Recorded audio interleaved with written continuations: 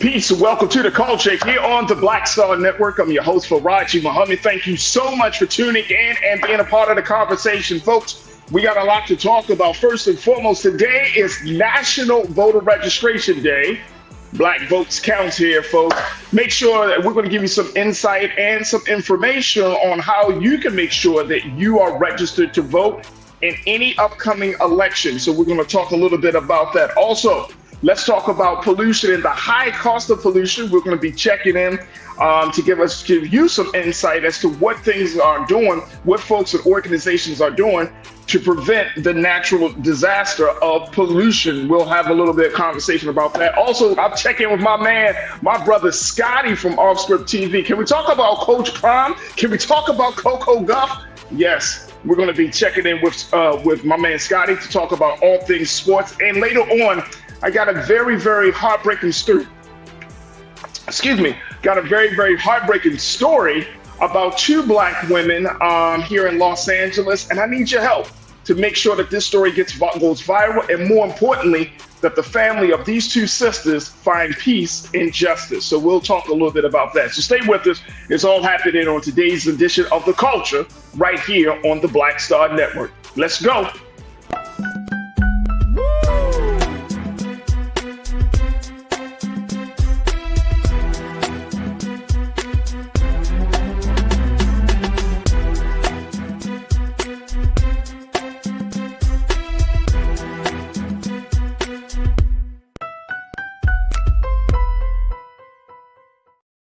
All right, folks, welcome to The Culture here on the Black Star Network. I'm your host, Farajii Muhammad. Thank you so much for tuning in and being a part of the conversation.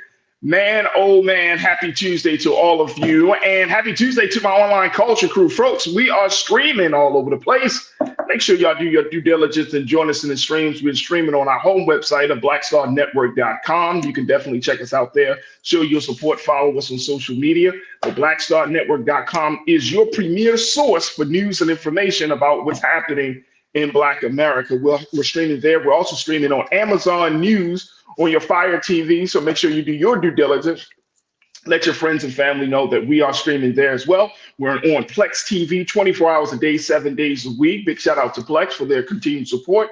And we are on social media. You can find us on Facebook, and we are also on YouTube. And you just take a look at Roland Martin's YouTube page. That's where we are. And join us in the chat and be a part of the culture crew for the day. Big shout out to my online culture crew. And folks are already checking in from all over the country. Lori Parks, good afternoon. My brother Damon Blissett, thank you so much for checking in. Peace, brother Damon. Peace, Lori. Peace, Anastasia. Good to see you once again. My big brother Willie Frazier.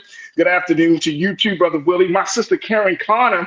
Sister Karen, thank you so much. Pauline, I see you checking in from Cleveland all the time. Kathleen Davis, thank you so much. What's up, Kathleen? Good to connect with you once again. Cindy D, thank you so much for taking time out your schedule to be with us. Janice Walker, hi Janice. Thank you so much for being a part of the conversation. And Elwanda Bennett. Elwanda, thank you so much for joining us in the chat today and being part of the online culture crew.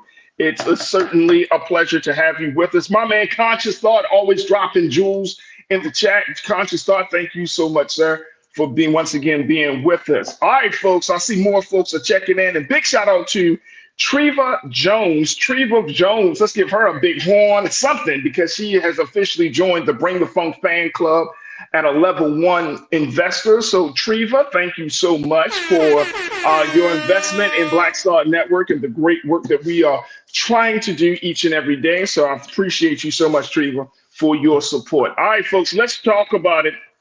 Today is National Voter Registration Day. Let me get that word out there. How about that? National Voter Registration Day. And this is the day where we are trying to encourage people to go out and vote. Now, I know there's time frames and differences. So here in Los Angeles, it's about 12:27. So folks still have some time. But if you're in other parts of the country, make sure you make an effort to get people registered to vote. Go to your local your local voter registration center, whether it's the state or to the city. But if you have not registered to vote, folks, we encourage you to do so. Be a part of what is called participatory politics. And when you get yourself registered to vote, you are putting yourself into the game, right? Putting yourself into the process. Now, as we always talk about here on this show, that yes, it's important to vote, but you can't just vote and then not do nothing to not make your vote a reality. So that's the next step. But the first step is to get registered to vote. We are officially, folks, 413 days from the national election that's going to be November 5th, 2024. 413 days. It might seem like it's eons away, but in reality, and based upon how life goes when life is really lifing, it's like around the corner. Next thing you know, you'd be like, what? We're voting for president. We're voting for Senate, Congress people. We're voting for governors and mayors and everything. We're voting for these people. Yes, National Voter Registration Day. I want to let y'all know there's one place that you can go to get registered to vote if you're not registered, or even more importantly, if you need to change information, like you may have moved from one place to another, moved from a different state, making sure that your voter information is all accurate and up to date. It makes a huge difference, folks. It makes a huge difference, especially when you're talking about registering in some of these hotly contested elections that's going to be happening on more of a local level than on the national level. But your vote means something. So if you haven't registered to vote, go to vote.gov. And let me just let my team know. There we go, vote.gov. This is the official website where you can get registered to vote. Let's make that a big screen, please, Lise. We want to invite you to go to vote.gov, register to vote. As you can see, it's very easy. Where do you live? Once you put that information in there, it's very easy to get registered to vote, folks. And here's the challenge. This is the big challenge I want to put there before you. Let's see if we can get at least 2 to 3 other people registered to vote. Can we do that? Can we do that? Can we get 2 to 3 other people registered to vote? Now, some people act like getting registered to vote is like a death sentence. You know what I'm saying? They're like, oh, I got to give my information. It's about voting, folks. It's the same thing with the census. Like, I take part in the census every time it comes around because I understand that you want to be counted for a number of different reasons. And same thing for voting. I know that we might have our quarrels. I know that we might have our difference of opinions about this political system and this governing system that we're all a part of. But one thing is for certain, that if you don't vote, it's not quite the same. And I respect people who abstain from voting. I don't understand if you've never voted. But I understand if you voted so a few times and then you're like, maybe not this time. I mean, I get that. But I do understand the importance of being counted. And more importantly, just to get into the exercise, this larger idea of participating in a political system that requires your input. I understand it. And guess what? I value it. It's a priority. Like I said, I vote every time voting comes up. And I vote my conscience. I don't vote just to say I voted. I actually vote for candidates that I think that speak to my interests. So I want to do the same thing. I want to encourage you to do the same thing, folks. Register to vote. Lori, you checking in. You said, Lori Parks, you said, register to vote, register to vote. This will be fighting for your life and rights election 2024. For real. I would definitely agree with you, especially in the state votes, in these state contests. Like on the national, we often talk about Trump and Biden and all of that. But a lot of the big changes happen on a state and local level, folks. A lot of those big changes happen on the state and local level. So if nothing else, you should be involved. You should be participating in the election on your state and local level. You say, okay, the president thing is one thing, but these state elections, oh man, they make a world of difference in terms of allocating resources, monies to schools. You're talking about police reform. You're talking about healthcare. All of this stuff is a lot of times right there in the seat of the state. So whatever state you're in this country, you don't want to be missing out on that. You don't want to miss out on that. Anastasia, my sister, you checked in. You said this is also the year that we as Black community where they vote on our citizenship. and vote right. Happy every year, every 25 years, you give your information every day when you're applying for a job and when you're on YouTube. Absolutely. Absolutely. So if you're one of those folks who's like, I don't know where my information is going, then you need to throw away your phone because your information is already out there. You need to get off social media. And I wouldn't encourage you to do that because we want you to watch the show. You just need to like completely fall off the grid. If you're worried about your information being compromised, and I understand this is very real, but at the same time, folks, if you have a smartphone, if you're on social media, if you have a social security number, the information is already out there. Can we say that?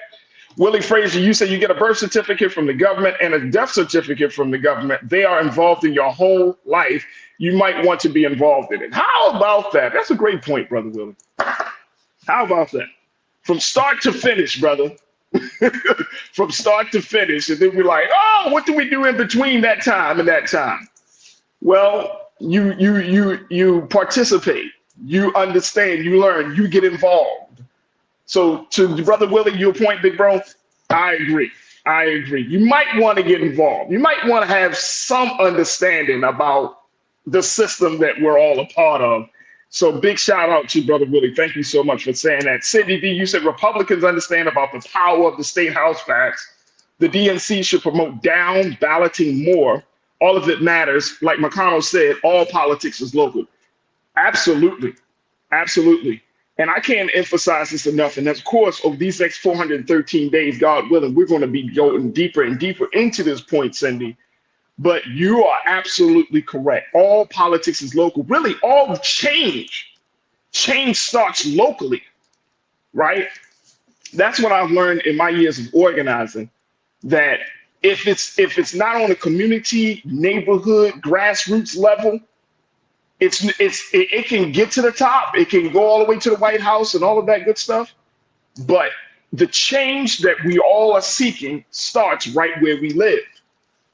I'm gonna say that again. The change that we all are seeking starts right where we live.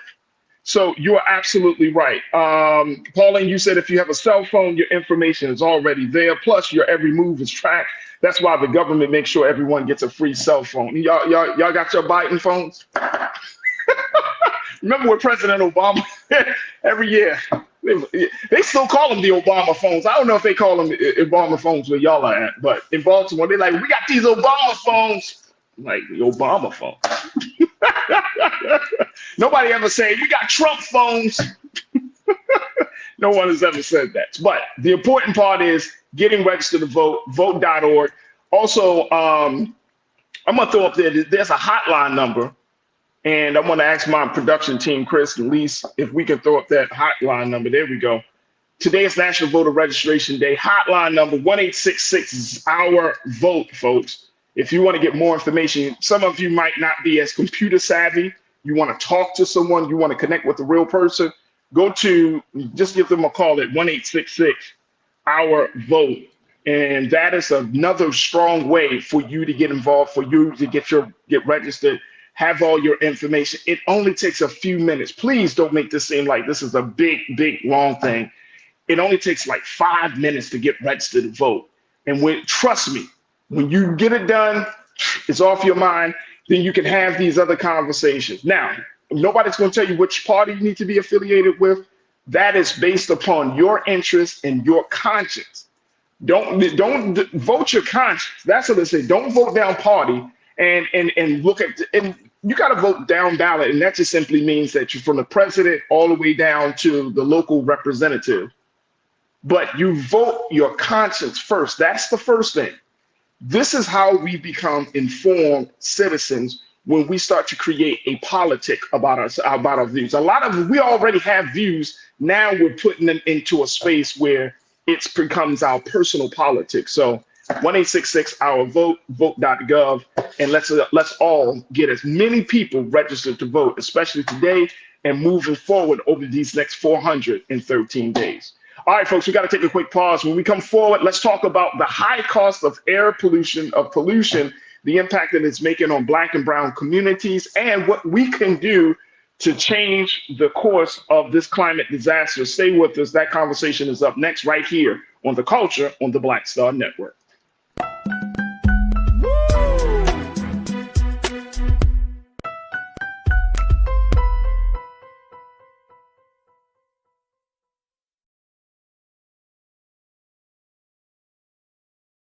On his first day in office, with the country in crisis, President Biden got to work for us. Cutting Black child poverty in half, more money for Black entrepreneurs, millions of new, good-paying jobs. He's lowered the cost of living and prescription drugs. But there's more to do. He gets it, because we all deserve dignity, safety, respect, and a chance to do more than just get by, but to get ahead. I'm Joe Biden, and I approve this message. Pull up a chair, take your seat. The Black Tape with me, Dr. Greg Carr, here on the Black Star Network. Every week, we'll take a deeper dive into the world we're living in. Join the conversation only on the Black Star Network.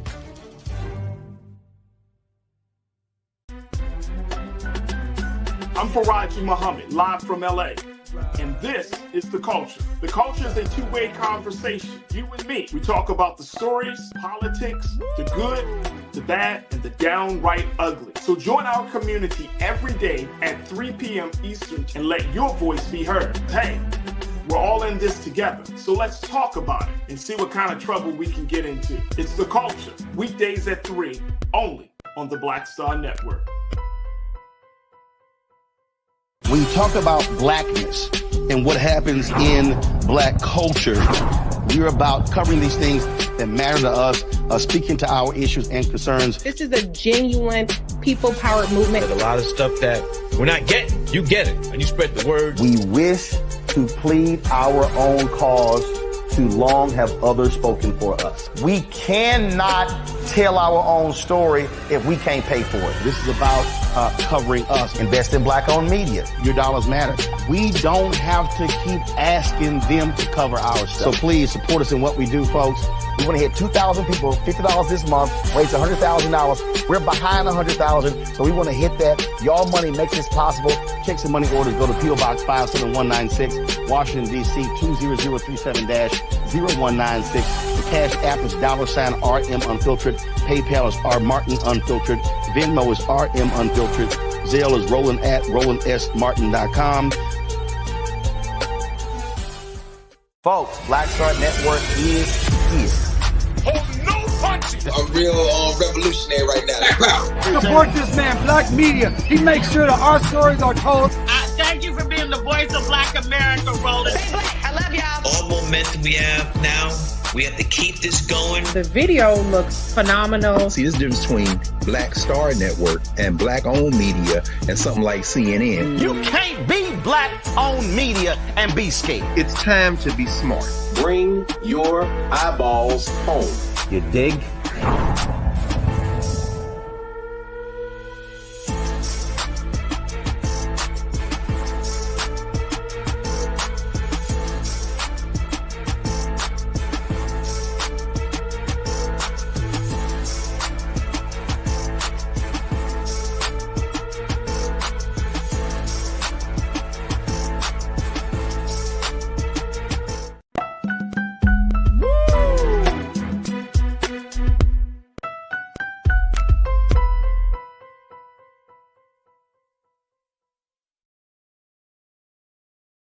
All right, folks, welcome back to The Culture here on the Black Star Network. I'm your host, Farajii Muhammad. Thank you so much for tuning in and being a part of the conversation. Let's have a conversation talking about the environment, talk about environmental justice, talking about climate change, and so much more. And this is one of those discussions that I think is necessary for us just to keep in the forefront of our minds, especially since we are trying to figure out how to minimize our carbon footprint. There are more conversations about the environment, more conversations about sustaining the green economy. But even more so than that, there is a very big issue of pollution here in this country. And I want to share this with you, and then we'll bring on our first guest. Did you know, folks, that a quarter of Americans live in places with polluted air. I want you to think about that. That means 25% of us live in places with polluted air. Here in Los Angeles, LA, California is infamous for its smog because of a number of factors, whether it's because of the weather, whether it's the traffic and the emissions of many, many cars. Okay, you ain't got to make my city look like that. I mean, y'all making my city. But the fact is that we are all affected. And the big part of this, if y'all remember, y'all remember there was that that wildfire that had just completely blanketed the East Coast just a few months ago, maybe a few weeks ago. That was that wildfires coming down from Canada. All of that, folks, I mean, even though that the days are clear, the sky is blue and all of those things, but they still leave residue, they still leave particles, they still leave some remnant of pollution in our air that we breathe in each day. So according to like I said, according to the American Lung Association, 25% of the country is living in polluted air. And this is based on their State of the Air report for 2023. These findings, alongside the hazardous air quality from the Canadian wildfires earlier this summer, has environmental concerns top of mind for Americans. Mirroring this sentiment, a new poll from the Environmental Defense Fund finds that 68% of voters in key battleground and oil-producing states, including Arizona, Georgia, and Pennsylvania, support EPA, which is the Environmental Protection Agency, regulations to limit methane emissions. In fact, many voters believe stricter rules will create more jobs and lead to more innovation. Here to talk to us a little bit about the high cost of polluted air is Mr. John Goldstein, who serves as the Senior Director of Regulatory and Legislative Affairs at the Environmental Defense Fund. John, thank you so much for your time with us this afternoon. How are you, sir? I'm doing great. Thank you for having me. Absolutely. So, John, we're looking at this thing coming from the American Lung Association State of the Air report. Your organization did a poll that found that 68% of voters live in these key battleground states. This is National Voter Registration Day. So this is the perfect time for us to have some different conversations about the environment, especially when folks are getting registered to vote. We go to the polls next year, but we have to have some different discussions about this. This is not just a hippie thing. This is not for tree huggers, right? This is a thing that affects us all, especially when we're in, whether you're in an urban cosmopolitan space like some of these big cities, I'm in Los Angeles, or whether you're in a rural place. Like, pollution is really affecting us all. Talk to us a little bit more about this poll that EDF put out. I'm happy to. Yeah, thanks for having me on. You are absolutely right that this is air quality and air pollution is something that doesn't respect borders. It hits us all. And there are certainly areas in close proximity to sources of pollution that get it worse. Frontline communities, environmental justice communities are on the front lines of this problem. But all of us have to bear a burden here. And that's why the efforts that are underway from the Biden administration and from Michael Regan at the Environmental Protection Agency to try and cut these forms of pollution are so important and are going to have such a benefit to folks. So how do, and John, I want to know, how do we have these conversations politically? Because it's such a big issue. You know what I'm saying? Like, I remember when those wildfires were hitting the East Coast, I was on this side. So, seeing what was going back home, it was crazy. But then I was thinking to myself, like, this thing is so big. We've been talking about climate change. We've been talking about global warming for years. How do we make it more palatable for Americans and create that sense of urgency to get people to really understand the significance of it? I think what encourages me are some of the data points you were just talking about, with the strong majorities of voters in these key battleground states, and especially in battleground states that are going to help decide the presidential election, that are also big sources of pollution. These folks understand just how important this issue is and want to see measures in place to protect them and protect their communities. So, you mentioned that overall, nationwide, the battleground state poll found 68% of voters want to see strong methane rules finalized by the Environmental Protection Agency as soon as possible. That's incredibly strong and important. In Pennsylvania, it's even a little bit higher. It's 69% in Pennsylvania. And they're the second largest producer of natural gas in the country. So they understand, that this is big business, but that doesn't mean that it's not a business that ought to be doing it right and protecting the communities that live in and around the drilling and the development that's occurring. Absolutely.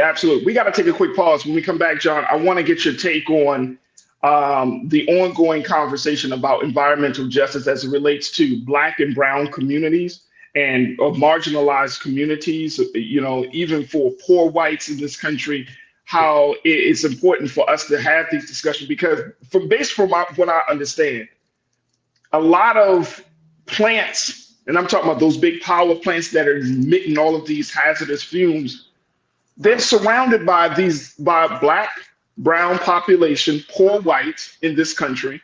And as a result of that, we're seeing more people with cancer and other medical issues. So I want to kind of get your take on what does the EDF would like to do? How can we start to remedy this issue? Folks, we're going to take a quick pause. When we come back, more conversation with Mr. John Goldstein as we talk about the high cost of polluted air. Stay with us. It's The Culture here on the Black Star Network.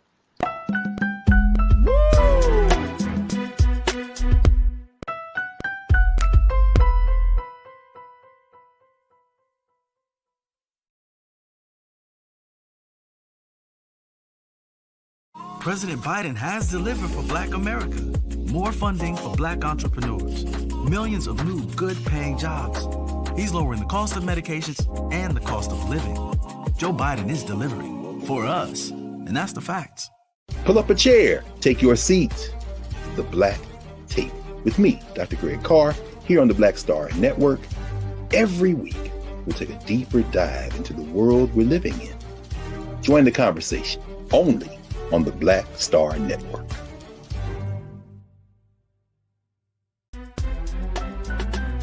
I'm Farajii Muhammad, live from LA.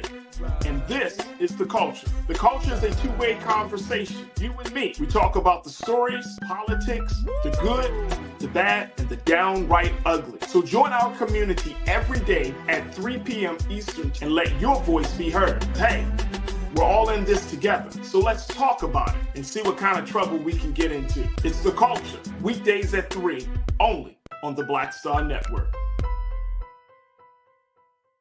When you talk about blackness and what happens in Black culture, we're about covering these things that matter to us, speaking to our issues and concerns. This is a genuine people-powered movement. There's a lot of stuff that we're not getting. You get it, and you spread the word. We wish to plead our own cause. Too long have others spoken for us. We cannot tell our own story if we can't pay for it. This is about covering us. Invest in Black-owned media. Your dollars matter. We don't have to keep asking them to cover our stuff. So please support us in what we do, folks. We want to hit 2,000 people, $50 this month, raise $100,000. We're behind 100,000, so we want to hit that. Y'all money makes this possible. Check some money orders. Go to P.O. Box 57196, Washington, D.C. 20037-0196. The Cash App is $RM Unfiltered. PayPal is R Martin Unfiltered. Venmo is RM Unfiltered. Zelle is Roland at RolandSMartin.com. Folks, Black Star Network is here. Oh, no punches! I'm real revolutionary right now. Support this man, Black media. He makes sure that our stories are told. Thank you for being the voice of Black America, Roland. Stay Black. I love y'all. All momentum we have now, we have to keep this going. The video looks phenomenal. See, this difference between Black Star Network and Black-owned media and something like CNN. You can't be Black-owned media and be scared. It's time to be smart. Bring your eyeballs home. You dig?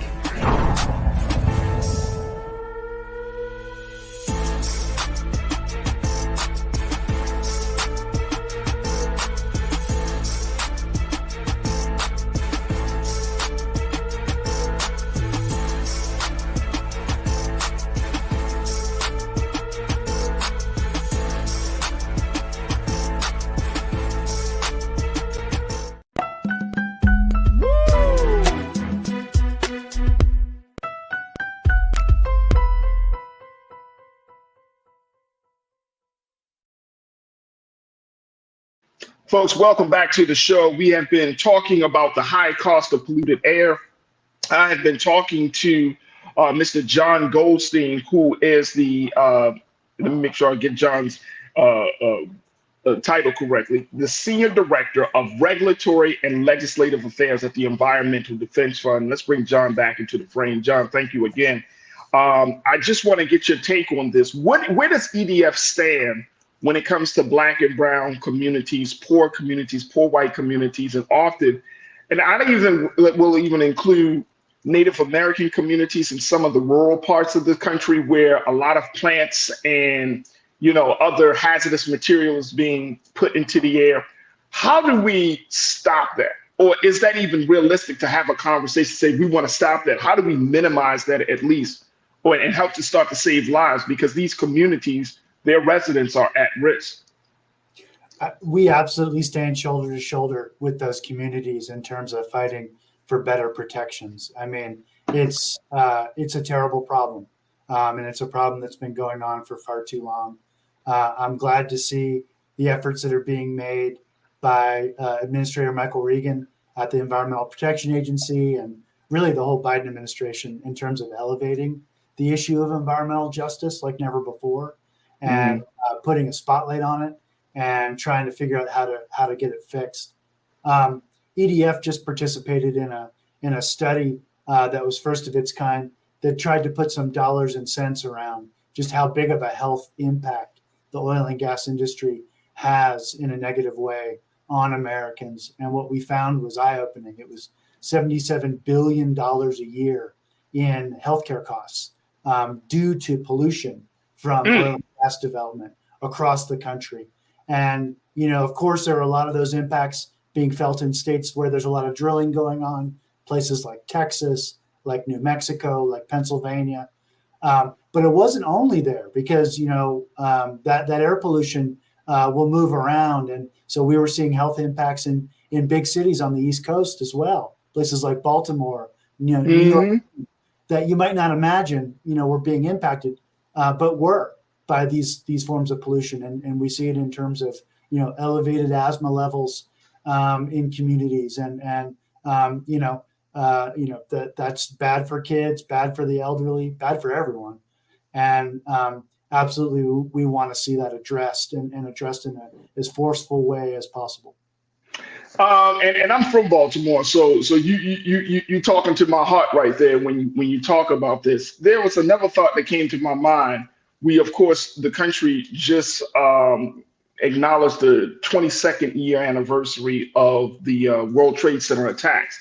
One of the things that I've been watching, John, is when those buildings fell, the amount of debris that were dispersed within the air of New York City at that time.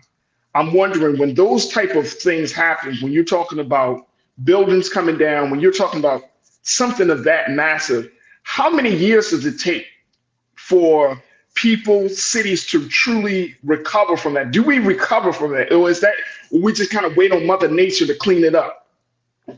It's a great question. Mother Nature can clean things up pretty quickly if you give her a chance.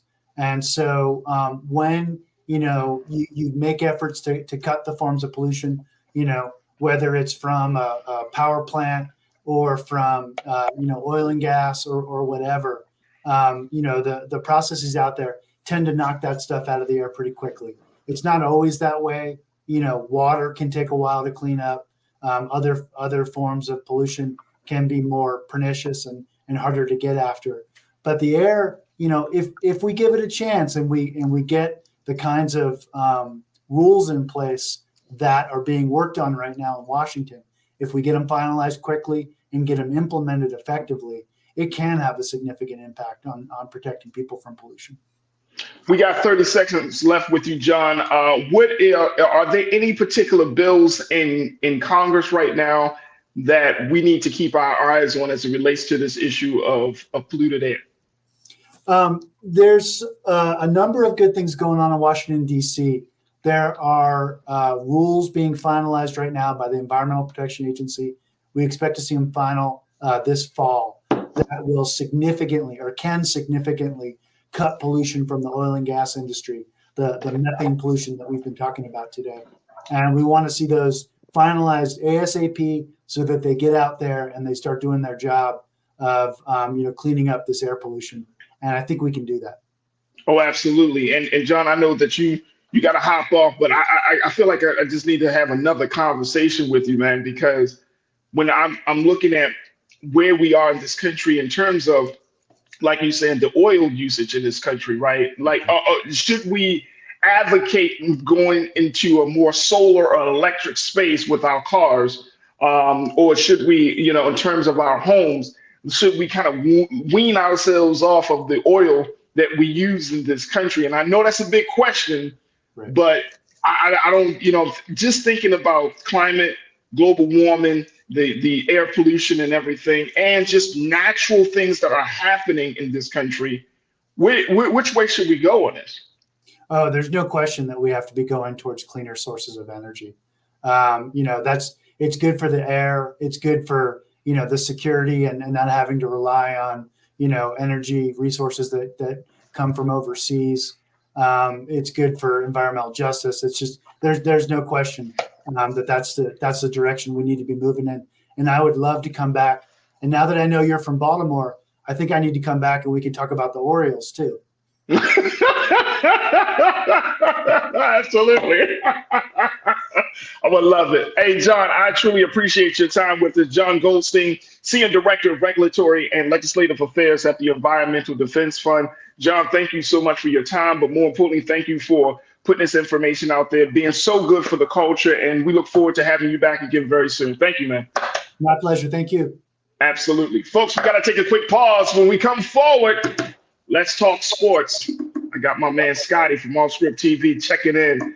And I'm going to pick his brain about what he's seeing with this Coach Calm phenomenon that's taken over the country and so much more. Stay with us, folks. It's The Culture on the Black Star Network.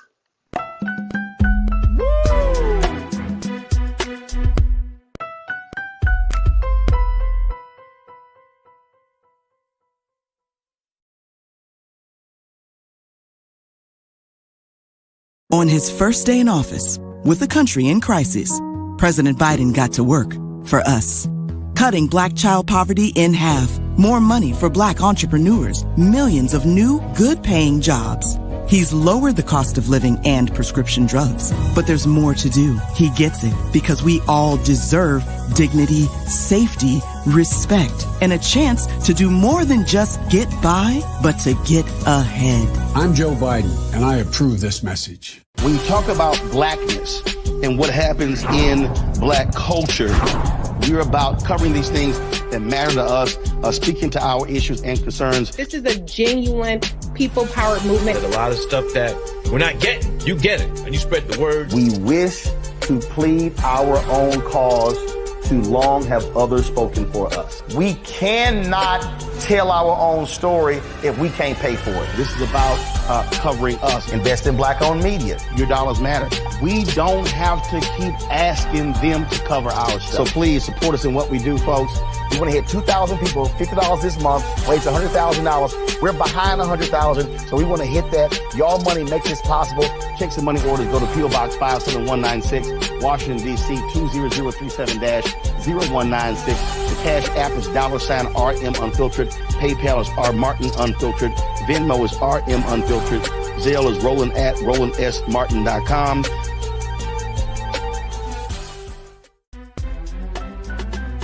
I'm Farajii Muhammad, live from LA.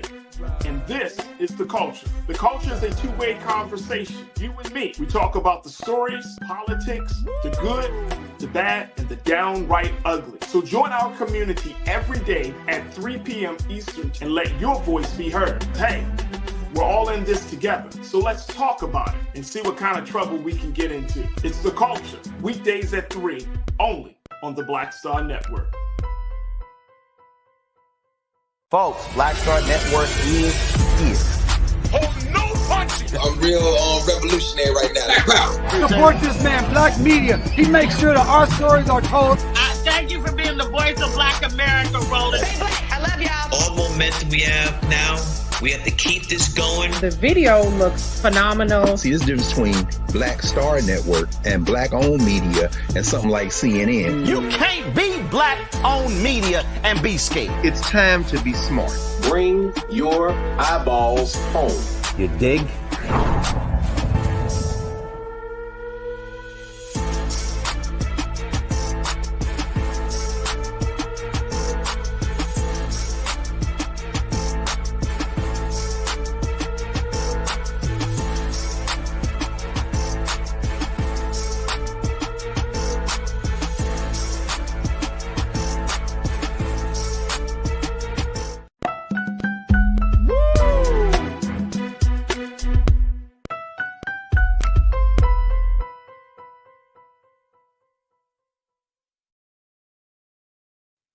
All right, folks, welcome back to The Culture here on the Black Star Network. I'm your host, Farajii Muhammad. Phenomenal first half of the show where we talked a little bit about the importance of registering to vote, because today is National Voters Registration Day. So if you have not registered to vote today, make sure you go to vote.gov. You can get registered in a few moments. It doesn't take long, but you can go to vote.gov. That's the official website. And you can put your information in, and it will ask you for your address, of course, your state, and you put all of that information in, and boom, you will be updated in the system. Or you can call 1-866-OUR-VOTE to get registered today. It is National Voters Registration Day. 1-866-OUR-VOTE, and someone can help you right there on the phone to get you registered to vote as we are embarked upon this election season. And what many have said is going to be one of the most pivotal elections of our time. We've heard that before. Maybe this will be that one, but trust and believe, I encourage all of us to get registered to vote, and most importantly, vote your conscience, not just based on personality and all of that other stuff, but vote your conscience, folks. And let's redefine our relationship to the government. Also, we just had a great conversation with Mr. John Goldstein from the Environmental Defense Fund, talking to us about the importance of getting more understanding about the high cost of polluted air. So, folks, if you have not had a chance to check out the first half of the show, make sure you do so. Be a part of Team Replay, and let's continue to be informed about these issues. Now, I got to check in because I had to figure out, I haven't talked to my brother in some time, and I'm so happy that he made a little time for just us, you know what I'm saying? Because he's all over the place. He's always doing some great things. And he got his family, and he's just always doing something. But had to bring him in to have this very, very big conversation as we're looking at this phenomenon in the sports world, all instituted by one man, Deion Coach Prime Sanders. Is that? Let me bring in my man Scotty from All Script TV. Scotty, my brother, how are you, sir? Man, I'm good, Farajii, man. You know, been a long time, man. You know what I'm saying? Like you don't know. Now, I want to be very clear, because to the crowd, you didn't want to tell the truth. See, what happened is he was like, "Oh, Scotty, yeah, can you come on next week?" I said, "Oh yeah," like this was like a week ago. He's like, "Yeah, sure." Hey, Scotty, it was my mistake. Okay, look. I was trying to bring Scotty on from the beginning of the NFL season, and I'm sending him the message, and I didn't tell him the day. Yo, it's just Scotty. You know, look, man. Look, you here now, Scotty. You here, brother. You here, and you here, and you know, you my go-to guy, man. You're the culture's go-to guy. Yo, first and foremost, let me let y'all know, Scotty has a phenomenal show. Yeah, check him out on all social media platforms. His style of talking about sport is absolutely just highly entertaining, quite informative, and he will come on your show and embarrass you if you say something crazy about some sports issue. Let me say this. How about the Cowboys? Woo! Let's go! How about them Cowboys? All right. First and foremost, Scotty, you are my man, because I had to think about this. Coach Prime, have you ever seen this amount of excitement around a college football program or a college head coach, a football coach, like we're seeing right now with Coach Prime? Yes. Okay, all right. So I want you to put this thing in perspective, because some people, and I've been reading stories and articles, some people act like this guy is ushering in a whole new culture when it comes to sports and college sports. What's your take on that? Okay, so let me give it to you like this. Yes, but it's by the same guy, Coach Prime. Like, so what you're seeing at Colorado, he did at Jackson. It was literally the same phenomenon. You just didn't have the eyes on.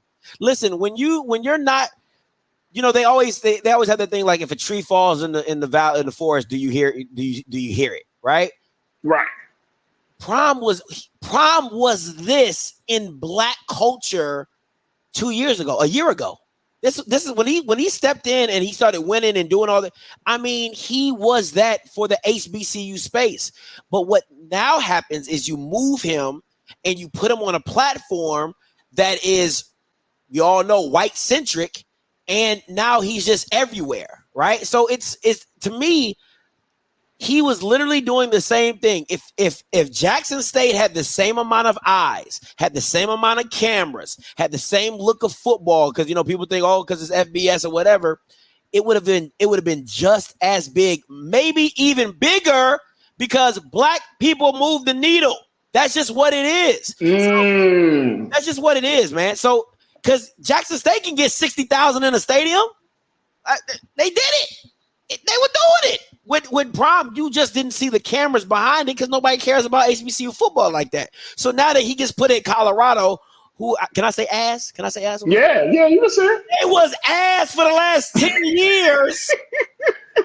Now Black Jesus then walked into it, because I don't even call him Colorado no more. I call him the Prime Christian Center, right? Because that's literally what it is. It ain't Colorado. Colorado ain't done nothing.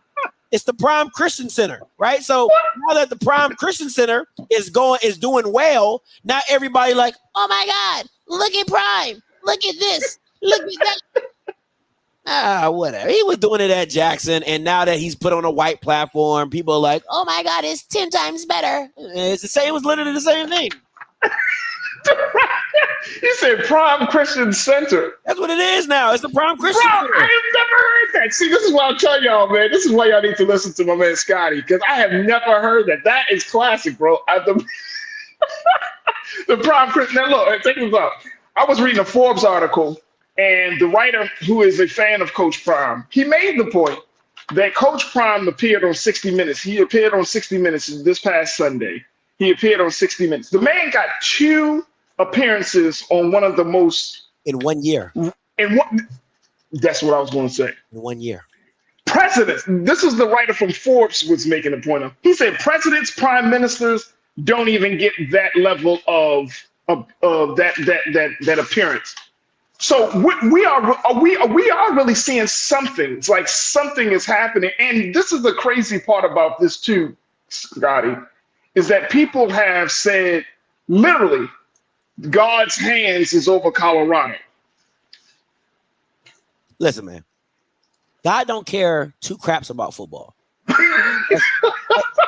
That kills me. I just had a whole show about that like yesterday. I'm like, God does not. It's faith and football. It's not football faith. It's faith and football. So you bring your faith, if it's Buddhism, Hinduism, whatever faith you believe in, right. And you bring it to the sport. God does not care about football. God cares about the people, right? So the people that is involved in that situation. And I keep saying, what about Colorado? Because see, this is what Deion does, and this is what kills me about Deion. Deion, he trickles over a lot of stuff, right? He don't really dive too. He'll trickle over it. So it'll be something like this. He'd be like, why would God call me to a successful situation? God had to put me in an unsuccessful situation. What was unsuccessful? Because they weren't winning football games?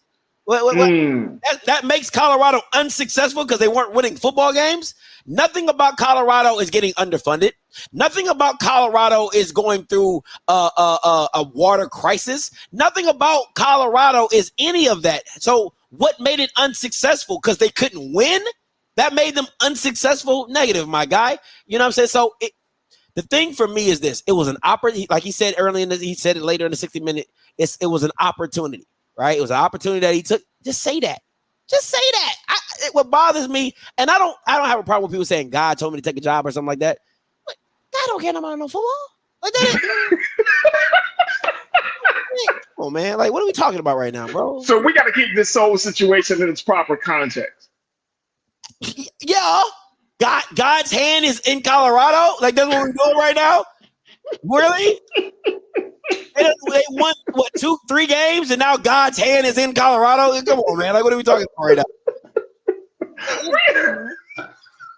You're right. I mean, look, I'm just saying it's really interesting. It's really interesting because I've seen tweets, I've seen posts, I've seen people just like, no, something special is happening. This is not just magical. This is spiritual. It's called winning. Like they ain't never won, but it's called winning. Like what are we talking about? And see, this is the thing that makes me mad. And I wish I sent Keenan the tweet or whatever. Like the tweet by Luke, Luke me so horny, whatever. Luke. Oh, Luke Skywalker. Luther Campbell. He made a tweet talking about something like, Prime is really moving with God. They're showing people who's racist and who not. People been racist.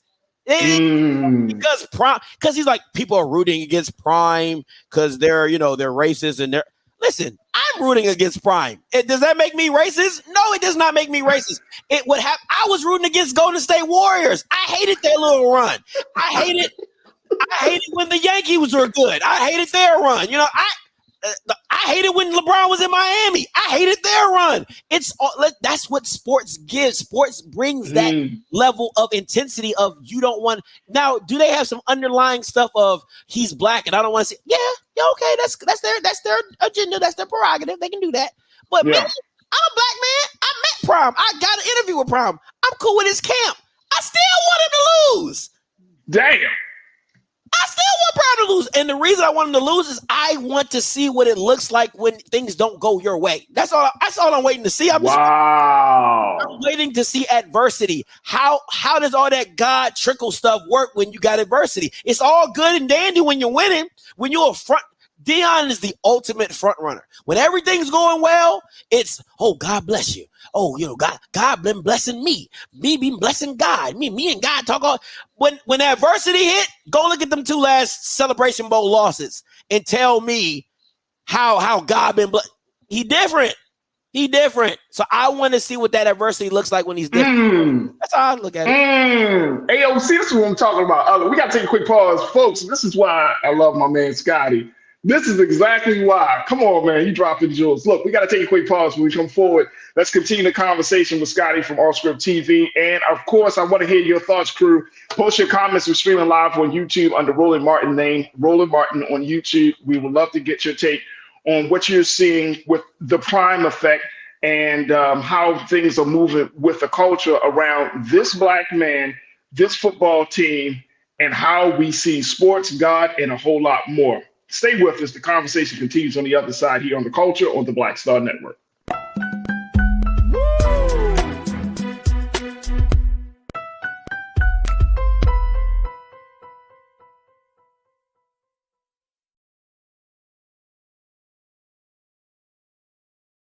President Biden has delivered for Black America.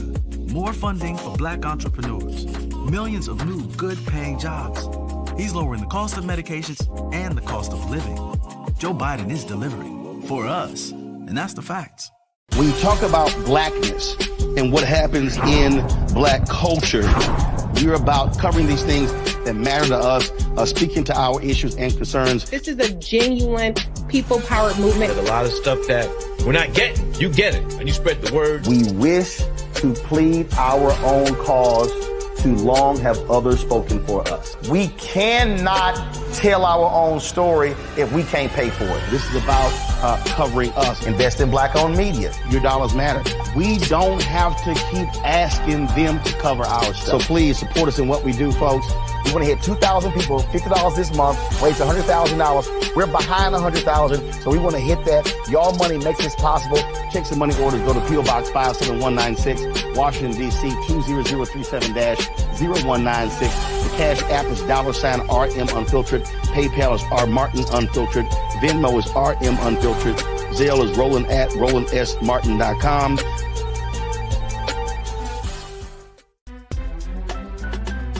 I'm Farajii Muhammad, live from LA. And this is The Culture. The Culture is a two-way conversation. You and me. We talk about the stories, politics, the good, the bad, and the downright ugly. So join our community every day at 3 p.m. Eastern and let your voice be heard. Hey, we're all in this together. So let's talk about it and see what kind of trouble we can get into. It's The Culture, weekdays at 3, only on the Black Star Network. Folks, Black Star Network is here.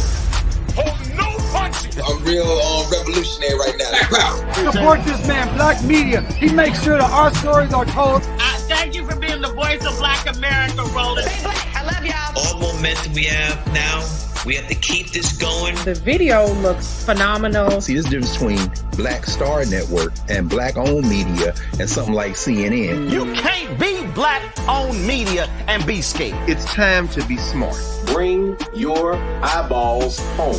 You dig?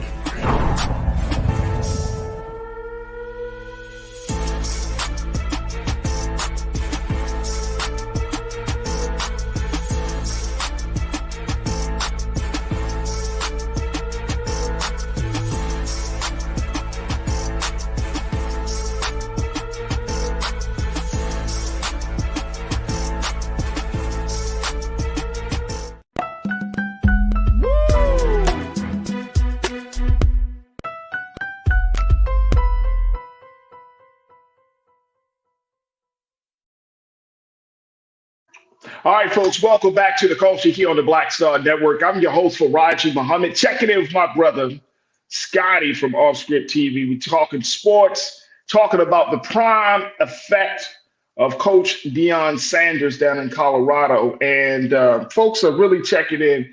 And you know what, to be honest with you, Scotty, I'm so glad that you're bringing up some valid points about the way the culture is moving and how it's interpreting winning. Because I think that's a huge part of Deion Sanders, Coach Prime's narrative, that he's always a winner, right? And to see people, the impact of that is as just as a person who studies our culture, bro, I'm just like, and I'm like you, what happens when you don't win? You know what I'm saying? Like what is your mindset? Because as you know in sports, that's when the real athlete comes out. That's when you see the real person. And that's when you see the real person. And Michael Jordan talks about this, and all of the great ones talk about this. But I never forget when Nike put out that commercial of Michael Jordan, they were talking about the number of shots he didn't make. Oh, I love that commercial. Isn't that the dope commercial, right? It's like the number of shots he didn't make is what made him the winner because he kept going, right? And so it's like this ongoing narrative. Are we setting ourselves up for failure when there's this ongoing narrative that you gotta quote unquote be a winner in life? That we still have culturally, we still have a problem accepting losses, and more importantly, we still have a problem accepting failure, even though we know failure is actually one of the building blocks of winning. So culturally, it's still like this everything, like you always winning, you always get what you want. And I agree. You need to fail sometimes. You need to fail. Go ahead, bro. For me, I don't have a problem with Deion being such a winner. I think that's his brand, right? Brand and winning is, Deion and winning is like hand in hand. My thing is this, right? This is my thing. What has always bothered me about Deion is just how he came into the HBCU space and then how he dipped, right? Because that listen, I've said on my platform, I don't have a problem with him taking a job that pays him more money, but you can't come into the HBCU space, and this is my issue: recruit players to Jackson to say, "Hey, we're here to change the culture, change the narrative." Put everybody on status, let you know you can come from the league. And then when you go to Colorado, you take the same players that you brought to Jackson to change Jackson. You take them with you to go to Colorado. So to me, it's like you dating a girl and you buy the girl, you're like, hey, baby, I want you to be in the best of everything. You buy her a Mercedes, you buy her a Bentley, you get her a new house, you get her a new car. Then you when you dump her, you kick her out of everything, and then you put your new chick in all the new stuff that you done done her. Yeah, baby, this for you. This all for you right here. And you and the girl like, I thought you was trying to upgrade me. You know what I'm saying? Like, that's one of my issues with Prime. But then at the same time, it's like, bro, all you're doing is listen. I'm not that type of guy that's like, oh, the white man, you know, my brother, you know, stop eating. I'm not that guy, right? But I'm like, bro, all you're doing is feeding into white media. That's all you're doing. You got my man on the talk about look like the side of the BET Awards. Where? It's 60,000 Caucasians in the end. I did hear that line, bro. I was blown away. I was like, yeah, because the Rock showed up and he had a couple of hip hop artists. Come on, man! And half them members was on the sideline with the other black players. Yeah, so the percentage of black to white, the white still outweighed the little. Come on, man! What are we talking about? It looked like the sideline of the BET Awards. Like what BET Awards you talking about? So you know what I'm saying? It's stuff like that. It's like you're trying. What bothers HBCU alums in this space, they don't hate on Prime. Everybody loves who Prime is. Like nobody hates on. I don't hate on Prime. I love Prime. I grew up. I did the bandana like everybody else did the bandana, right? But the thing is when you're trying to culture appropriate a white school into making them think they're an HBCU or trying to make them into an HBCU, that is the problem. Where you're trying. Do you think Prime is doing that? I think, listen, Prime, I said this on my channel. Prime is the definition of cool. And the reason he's the definition of cool is because it's only so many icons that can do stuff that you're like, if a normal person did, that's not cool, right? Michael Jackson, high water pants. That's not cool. Only Michael Jackson can make high waters cool because he's Michael Jackson, right? Prince, right. With the pants cut out. Only Prince can make that happen because he's Prince, right? No grown-ass man can get on national television with overalls and a white cowboy hat with his pants tucked in his socks and be like, I'm the coolest thing ever with chain. Only Prime. So there's a definition of coolness in that Prime just has, and he naturally, it oozes off of him and it makes everything he touches cool as well. But the part is that you're trying to bring the culture, the show, like, you know what I'm saying? You're trying to infuse Colorado into the culture. Bro, we're 1% black in Boulder. What are you talking about? You see what I'm saying? So I hear you. No, I hear you. It's so funny because, and I know some people probably like, what, for real? But I listened to an old interview that Dr. Umar Johnson did on The Breakfast Club just a couple of days ago. And it was just old, but it was about Coach Prime at the time when Coach Prime was talking, when there was all that talk about him leaving Jackson State. And Umar brought up the same point, talking about, like, at the end of the day, he didn't like the fact that he felt like Prime was turning his back on the culture, on black institutions, where he could have built up Jackson State to build up his football program. He wasn't there long, 3 years, but he could have built up the program really, really well, attracted the resources. He could have done a lot more than he had done at that time. And it made me get pause because I'm wondering to myself, is that realistic? Should we expect black folks who come into some of these spaces to shoulder that weight of, like, I'm going to change the system of this space. I'm going to change the culture of this space. Like, is that a responsibility, or even is that even fair for us to put on the shoulders of certain individuals? I think it's not fair for when people try to put that on kids. When people try to put that on kids coming back to HBCUs, like, you should play for HBCU. I think that's unfair. You know what I'm saying? I think if a 19, 20-year-old kid, you know, wants to play for an HBCU who's super talented and he could have went to Alabama or Auburn, but for a grown adult, listen, man, I look at it like, we as a people, if we didn't have people like that in place, where would we have been now? right? It always took somebody to take on a brunt or it's never easy when you're the first one going through a door. But that door that you open, just letting 100 other people in to change their lives. So because in the white space, there's not a lot of issues where, you know, and I hear it all the time where white people, let's say they get a contract job and they know a boy, they got a white friend who paints, they got a white friend who does lumber, so they all linking up to get this contract, and they all making money. But in the black space, it don't go down like that. It's always like dog eat dog, or I gotta go get it, or, you know, I found this and I did this. And I know what Prime is doing. He's trying to get his son into the NFL. That is literally what all this mission has ever been, is to get Shedeur Sanders into the NFL and to have a Sanders name continue on into the NFL. That's it. That's what this is all about. And this was always been about.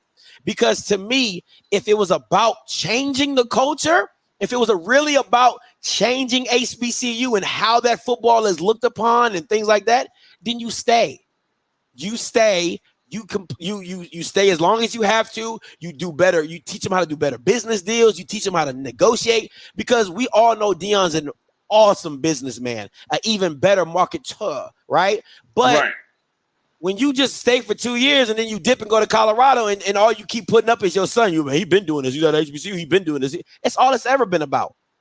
That's all it's ever been about, man. So it just is what it is. And people call me a hater. People, listen, I do. Yeah, we got a couple people in the chat that say he a whole hater. Because the thing for me is I'm going to call a spade a spade. It is what it is. And listen, see, the thing about it is calling it out is not hating. It's acknowledging the truth. The truth of the matter is this. He's doing it for Shedeur to get to the league. I don't have a problem with that. It's just the truth. That's just what it is, right? Because I tell you this. Shedeur goes to Colorado without his dad. It's Colorado 3-0. Don't worry. I'll wait. They're not 3-0 without Prime stepping foot in Colorado. Matter of fact, nobody would even give a crap that Shedeur was up there without his dad. So you know who moves the needle. I'm not saying Shedeur is not good. He is. But he don't move the needle. It's his daddy who moves the needle. So at the end of the day, if you take him out the equation, what is Shedeur? Just a normal black quarterback with a Sanders last name. Damn. All right, let's get to some thoughts, man. As my man Scotty expressing some strong thoughts about Coach Prime and his effect. Real Brooklyn, you said a couple of things. Real Brooklyn, you said, "Come on, bro, you are way out of line." He's talking about you, Scotty. He said Prime is doing what every black man is supposed to do regarding business. How is what Prime doing HBCU 2.0? Dude is really talking madness. He says, "Man, I wish I was on this show." Dude says a lot of stuff that makes no doggone sense. Farajii, ask my dude why he is hating. Prime is going to uplift every brother trying to make it in the Power 5, Big 10, etc.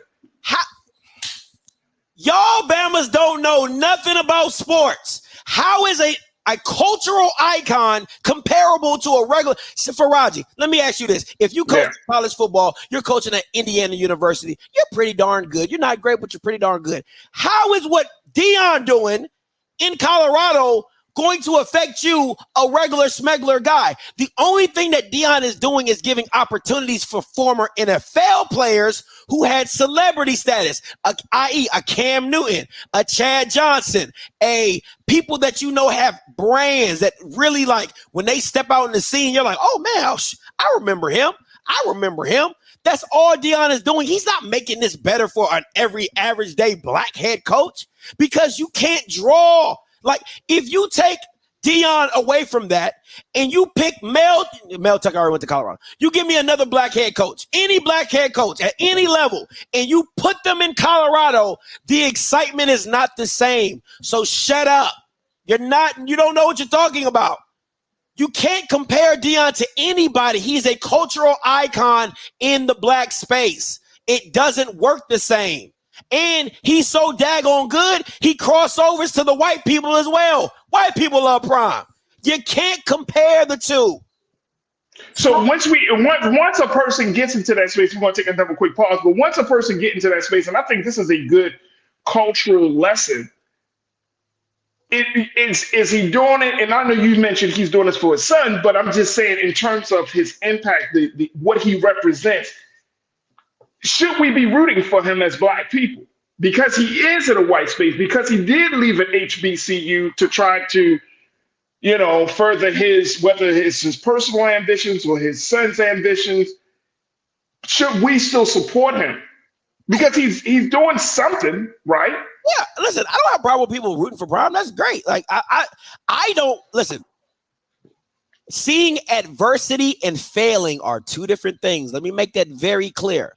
I like seeing when people hit adversity and what that makes them do, because you see the real character of a man when adversity hits, right? It's not failure. Those are two different things. Read a book, right? Because a lot of people, they don't, you want them to fail. No, I just want to see what adversity hits, what it looks like. It's two different things. I don't have a problem with people rooting for Prime to win or whatever, because you're supporting a Black man that's doing his thing. But what bothers me is when people say, oh, Prime's the blueprint. Oh, yeah, he's the blueprint. Just be an all-world athlete with multiple Super Bowls, with the MVP, with the World Series ring, and go to a World Series and then be a cultural icon. Yeah, just let's lay that blueprint all out. Anybody can follow that. Completely change the defensive back position, making it cool, making it swaggery. Like what are we talking about? Like, oh, yeah, there's an easy blueprint to follow. Come on, man, stop playing with me. Let's take a quick pause.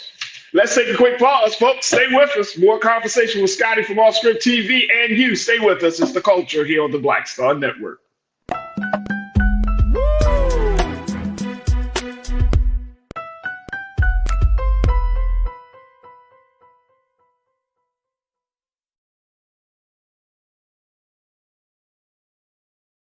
President Biden has delivered for Black America. More funding for Black entrepreneurs.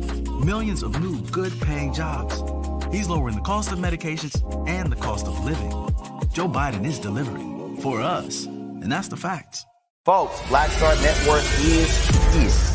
Oh, no punches! I'm real revolutionary right now. Support this man, Black media. He makes sure that our stories are told. Thank you for being the voice of Black America, Roland. Stay Black. I love y'all. All momentum we have now, we have to keep this going. The video looks phenomenal. See, there's a difference between Black Star Network and Black-owned media and something like CNN. You can't be Black-owned media and be scared. It's time to be smart. Bring your eyeballs home. You dig?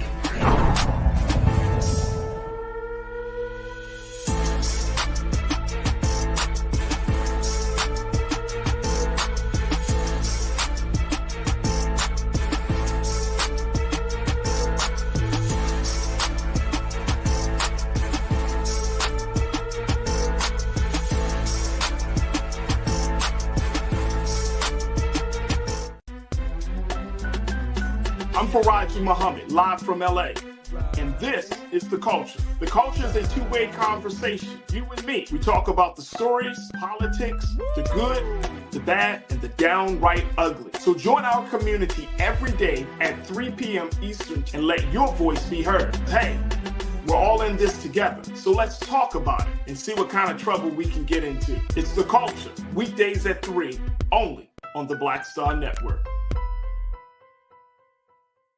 When you talk about blackness and what happens in Black culture, we're about covering these things that matter to us, speaking to our issues and concerns. This is a genuine people-powered movement. There's a lot of stuff that we're not getting. You get it, and you spread the word. We wish to plead our own cause. Too long have others spoken for us. We cannot tell our own story if we can't pay for it. This is about covering us. Invest in Black-owned media. Your dollars matter. We don't have to keep asking them to cover our stuff. So please support us in what we do, folks. We want to hit 2,000 people, $50 this month, raise $100,000. We're behind 100,000, so we want to hit that. Y'all money makes this possible. Check some money orders. Go to P.O. Box 57196, Washington, D.C. 20037-0196. The Cash App is $RM Unfiltered. PayPal is R Martin Unfiltered. Venmo is RM Unfiltered. Zelle is Roland at RolandSMartin.com.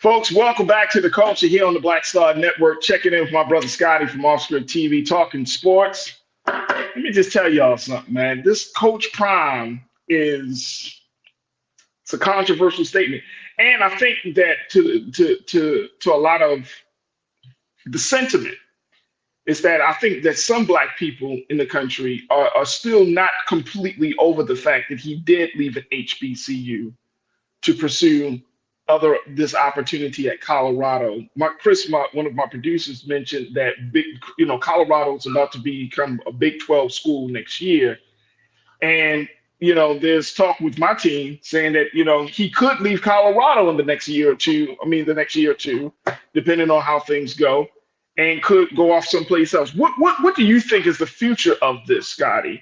What we're seeing just with him as an individual moving on, do you think he's going to retire at Colorado, or is this another stepping stone for him to do something else? I think he's going to let it go once Shedeur goes to the league. I think it's it's literally like LeVar Ball on steroids, right? Like I really believe, because if you think about it, he's coached Shedeur in every form of football. He's coached Shedeur his whole life. Pee-wee, middle school, high school, college. He has been his head coach. So if Shedeur keeps having the amazing season that he has, he's going to go to the draft. I think you might get another year out of him for Travis Hunter, right? You might get another year for him to get Travis Hunter to the league, and then he's done. What else does he really need to do? But if he does decide to stay and keep coaching, which I think is good for the culture, I think it's great to keep having Prime coach. I don't see nothing wrong with that. I think he goes to Florida.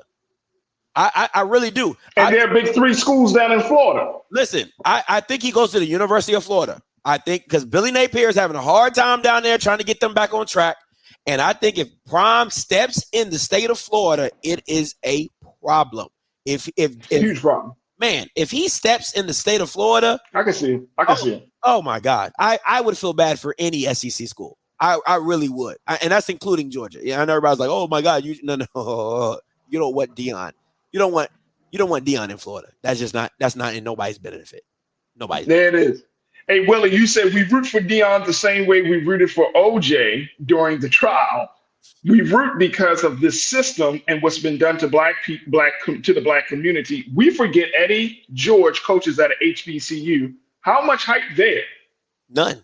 Absolutely none. But once again, Eddie George is not the brand of a Prime. That's just what it is. He doesn't bring the eyes like a Prime. Even if Eddie George was winning, he still wouldn't bring the eyes like Prime does, because what Prime does he does it big. He just does it different. You know what I'm saying? So that's why I can't stand when people say this is for the betterment of Black coaches. It is not. It is for it's not the betterment of Black coaches, because Deion is not the ordinary. Listen, man. It's okay. I want y'all to think about in the music business, right? You got white record label companies. When genres are certain, or certain eras come up, like when Jay-Z in the early 2000s and then 50 Cent, all they're trying to do is find a replica. That's all they're trying to do is like, hey, oh, that worked for me. Let me get that. Or, oh, that's hot now. Let's get this, right? That's literally all Rick George did, was like, yo, Colorado is ass. We're not good. I've been here for 9 years and we haven't been doing well. Let me take a risk. Let me take a jump. Let me take a leap and go with Prime. That's what he did. It's nothing. It's really nothing special. I mean, he's hired 2 other Black coaches too as well. So, but I'm just saying it's not anything special by him hiring Prime. It really wasn't. If I'm being honest, he just didn't know what he was really getting. But if you saw him in the HBCU space, you know how it literally just took over, bro. Like and even in that small niche community, it just literally was Deion everything. And now you're just seeing it on a bigger platform with more white eyes, which makes it more popular. So where do we go from here, Scotty? You just enjoy the ride. Just enjoy the ride. It's like however long it, whatever, however high the roller coaster get, or however low the roller coaster get. You enjoy the ride, because you're not going to. It's like when people say when Jordan retired, you're not going to see anything else like this. When LeBron retires, you're going to be like, it's not going. You just got to enjoy the ride, because you're not going to see anything else like this. You're not. right? Because there's only so many eras you can compare this to, right? The Miami used in the 80s and early 90s, the Georgetown Hoya. Man, you know how big that was in the huge, man. I'm from the East Coast, bro. They were everywhere. I'm from Maryland, so but everybody had a little Georgetown Hoya started and everything with the zipper. That shit was crazy. Staff 5 in Michigan. There's only so many eras that you can really talk about just the cultural impact of something being that big, and Prime is stepping into that cultural impact of what he's doing in Colorado. So you just got to enjoy the ride. I'm going to enjoy the ride. Let's see. How many college games are there for Colorado? 11 or 12. Listen, 11, I sent Keenan a text message. All their home games are already sold out. Hey, look! I just saw when they were making a point that the average college football game ticket prices is about $200 and some change. Now it's over $500, bro. It's the Prime effect. But once again, and this is and Dr. Boyce Watkins brought this up on one show. He's talking about the financial impact. You got to look at it like this. This is like the nuances of Prime, which I have a problem. Prime doesn't own anything of him. Like Prime doesn't own any. Like, you know how Roland owns a lot of this because it's his. Prime don't own nothing around him. The only thing Prime owns is his name. He doesn't own the media company that's pushing him. He doesn't own the shades that he just promoted. He doesn't. He is the worst definition, and this is gonna sound really bad. He's the worst definition of a black entrepreneur you ever want to talk about, because all he does is receive payment. He doesn't own anything. There's nothing that he owns that is surrounded by him but his name. He trademarked his name, the Prime 21 thing. That's it. So if you want to talk about black cultural impact, he got it. If you want to talk about popularity, he got it. If you want to talk about all that fame and all that, he got it. But if you want to talk about black business, it doesn't make any sense. Why don't you own the media company that's promoting you? Why don't you have a Prime Productions? Why don't you have that? You got your son on Well Off Media and all that. Why don't you have a Prime Productions? Why don't you have your own Shades brand that you're promoting everywhere you go? See, nobody thinks like it. See, that's the thing with black people. We don't think that deep into stuff. But the thing about it is, that's how white people come at us. When they're promoting products and everything like that, they own that. Prime don't own nothing that he promotes. What does he promote that he owns? There's a lot of lessons coming from this guy. I'm gonna be honest with you, bro. Like, thinking about having this conversation with you there are a lot of lessons. I think you put a lot out there. And this is for people. For Lisa in the back. Blender is not his company. That's not his company. He's partnered with them. That's how he gets a percentage of the sales. But that is not his company. That he partnered with them. Like I said, tell me something that Dion owns that is his business in anything that he markets. Come back and tell me, and you won't. You won't. Wow. Let's shift gears real quick. Coco Gauff. This 19-year-old sister who has made a wave in the tennis world. She already has made a name for herself, becoming one of the youngest to win it. Second to only the great Serena Williams. But now she has broken another record where her viewership for her championship match breaks ESPN's record. Over 3 million people watched Coco Gauff win last week, making hers ESPN's most watched ever major women's tennis championship in the history of the network. 19 years old, Grand Slam winner, 3.4 million people tune in to watch her win. She even topped the men's championship rating in the same year. Whose record did she break, Farajii? Please tell the people that. Behind Serena Williams' last match in 2022. We moved the needle. Like, I don't know. Listen, I don't know what else we need to talk about. I don't know what else you need to talk about. There's over So here's the thing, though. Here's the thing. This is the thing about this is, and I know we don't have time for this, but I know that you understand this because you've been on the part of this show for a while now. This is what personally I have a struggle with, even with us in the culture. we celebrate people who, and I'm not saying Coco definitely deserved it. I'm not saying that. I'm talking about there's an element of our culture where we're happy to be purveyors of someone else's agenda. Wow. We're happy to be the salespeople or the face for someone else's economic interest. We're happy about that. Like when we and I mean this is why I was thinking about what you just said with Coach Prime. Like that's part of our culture. When somebody gets a big contract, right? And essentially money is paid to individuals, athletes, entertainers, whoever, to be the spokesperson, to be the face of a system. And we get happy about that. And I'm not saying it's about Coco in terms of trying to diminish her win. I'm just saying that when we can make people rich in our culture, we are looked upon as making it.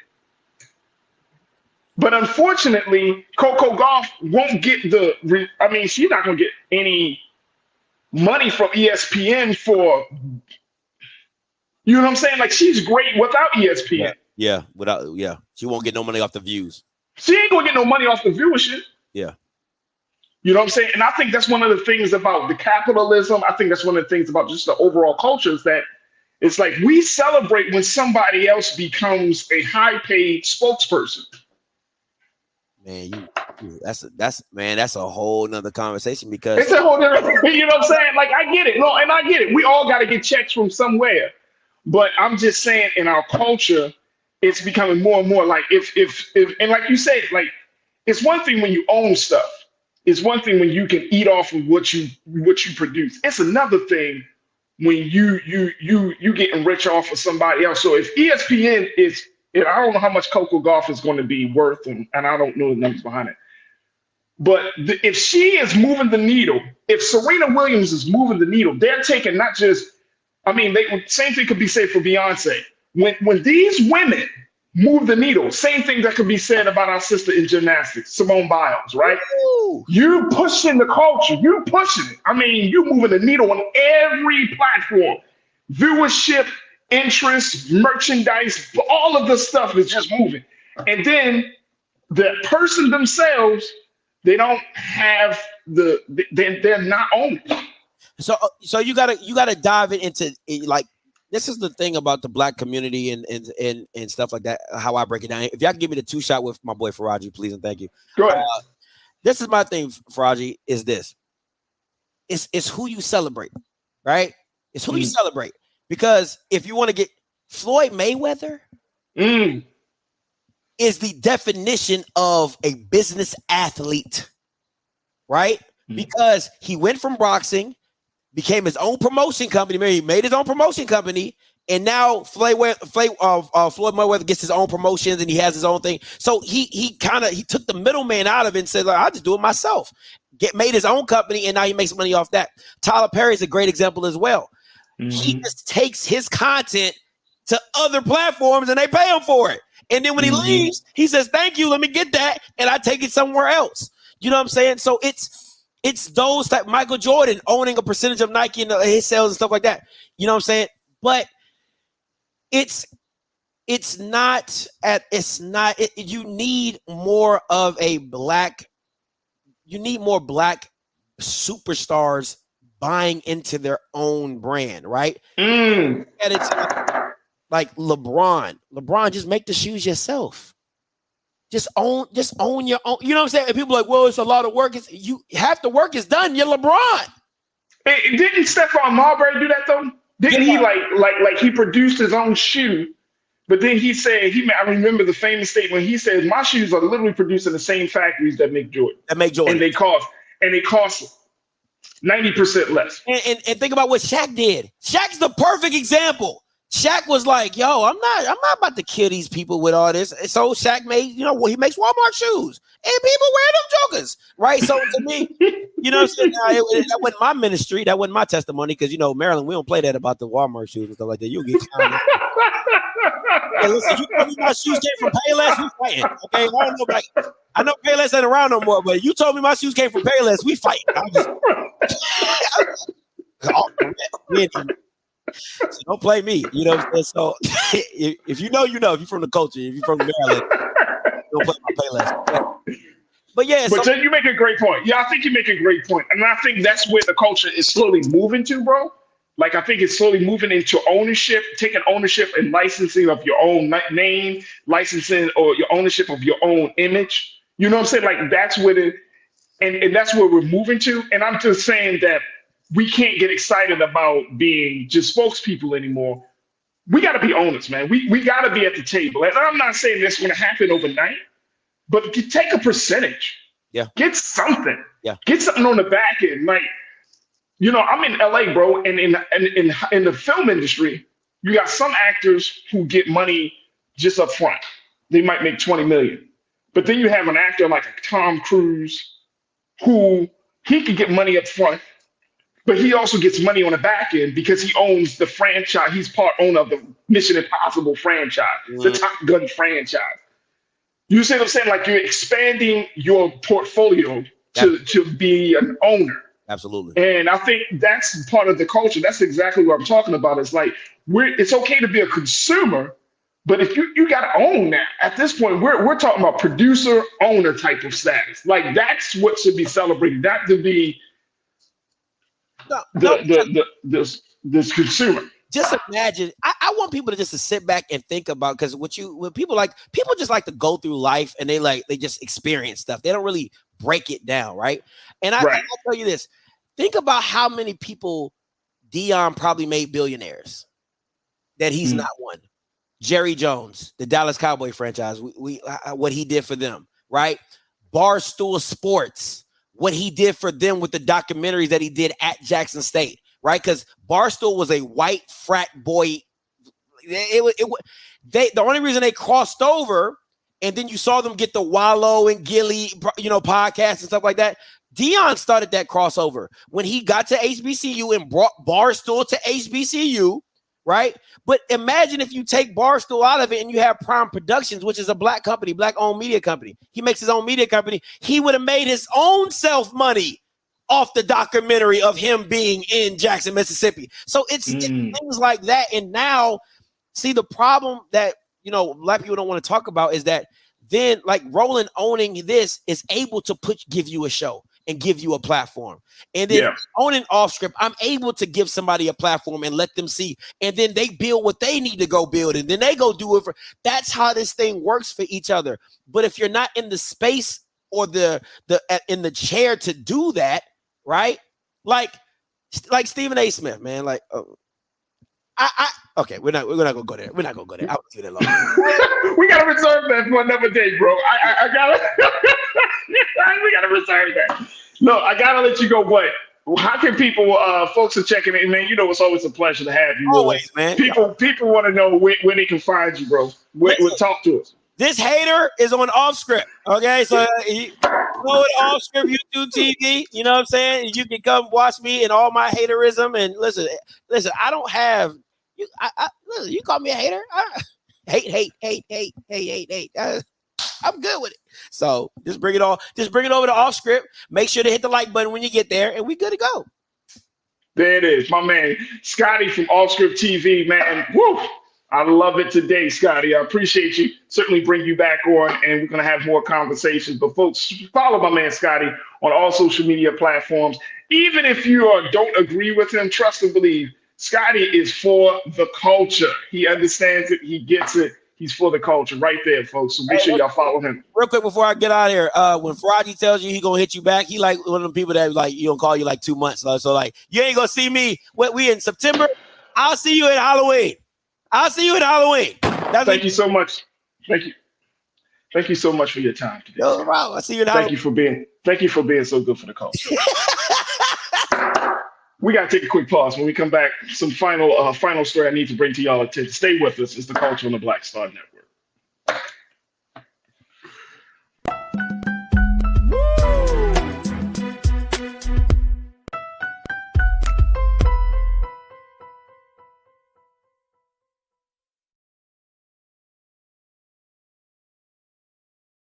On his first day in office, with the country in crisis, President Biden got to work for us. Cutting Black child poverty in half, more money for Black entrepreneurs, millions of new, good-paying jobs.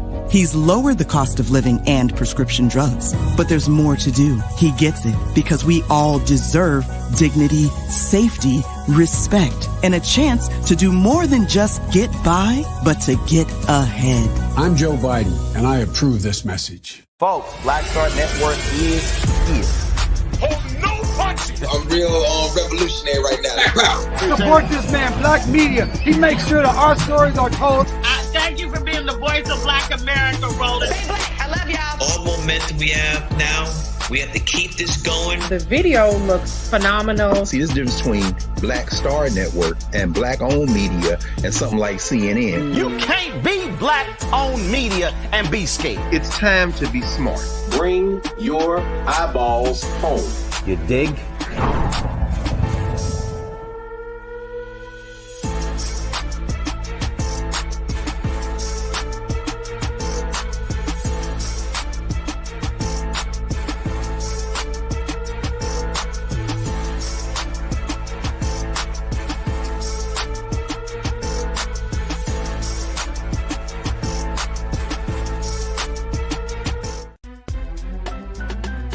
I'm Farajii Muhammad, live from LA.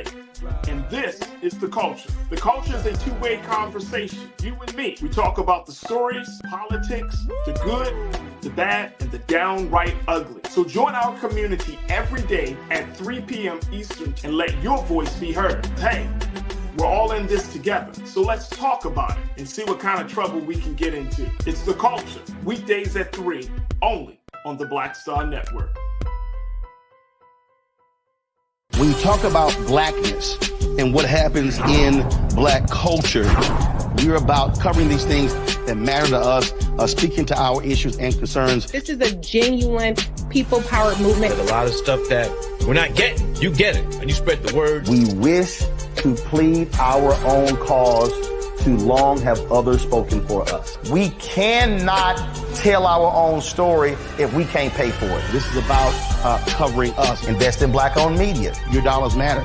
We don't have to keep asking them to cover our stuff. So please support us in what we do, folks. We want to hit 2,000 people, $50 this month, raise $100,000. We're behind 100,000, so we want to hit that. Y'all money makes this possible. Checks and money orders go to P.O. Box 57196, Washington, D.C. 20037-0196. The Cash App is $RM Unfiltered. PayPal is R Martin Unfiltered. Venmo is RM Unfiltered. Zelle is Roland at RolandSMartin.com.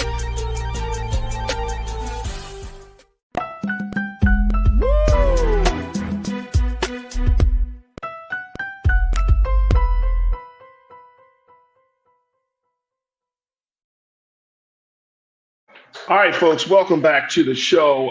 For the final few moments I got with you today, I wanted to bring a story to light, and especially here for the city of Los Angeles, as we talk about the brutal murders of two Black models that were found dead in their downtown Los Angeles apartments just a couple of days apart. This is the story of Melissa Mooney, who you see there, and Nicole Nikki Coates. These are two sisters. They don't know each other, but their family members found Nicole Coates, who was 32 years old, inside her apartment on September the 10th.